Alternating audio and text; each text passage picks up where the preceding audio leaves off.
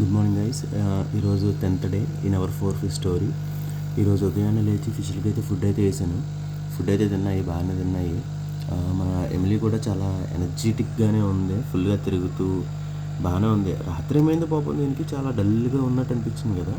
ఇప్పుడైతే పర్లేదు, బాగానే ఉంది, బాగానే ఈత కొడుతుంది, బాగానే ఆడుకుంటుంది. ఫుడ్ వేయగానే రెండు పైకి వచ్చాయి, రెండు తిన్నాయి ఫుల్గానే.